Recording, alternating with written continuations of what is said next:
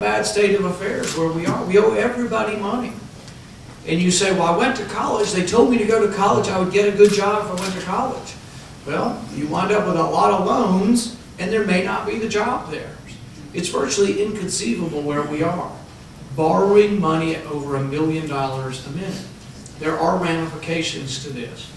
What we have to do is simply what you have to do. We have to learn to live within our means. If you were to measure unemployment the way you used to measure unemployment, where everybody was counted, see, we don't count people who drop out of the workforce. If you're no longer looking for a job, you aren't counted. So if you count unemployment as everybody that's out of work, we're at about 13 to 14% unemployment. Now, it is getting a little better. The economy is getting a little better. But what I'm telling you is we still face serious problems.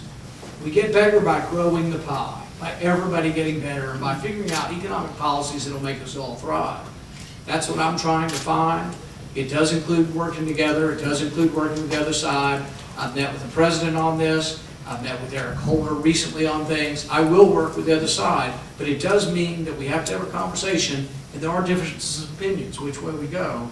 We need to decide as a society, is it working? This is what you have to understand about Washington. You would think a baseline is like this. The baseline of Washington is like this. It goes up 5% every year. So when they're talking about cutting $500 billion, cutting $1 trillion from the rate of increase, no one's ever talking about actually cutting spending. They're talking about cutting the rate of increase of spending. So before you had the sequester, spending was doing this. Without the sequester, spending was still doing this. Still rising. So under the sequester, the budget cap from 2011, over 10 years, we were still adding close to $9 trillion in debt. Well, economists say that the debt, the burden of debt that we have, is causing 1 million people not to get a job each year. It's causing the loss of 1 million jobs a year. Could be more. We have to make some serious, we have to have a serious discussion about how we fund all of government, because you can't keep going with $1 trillion you don't have. So there's some difficult decisions to make. For example, Social Security, which most of us agree to, is $6 trillion in the hole. It can't go on the way it's going. It is unsustainable. Medicare, which most of us agree to also, is $35 to $40 trillion in the hole.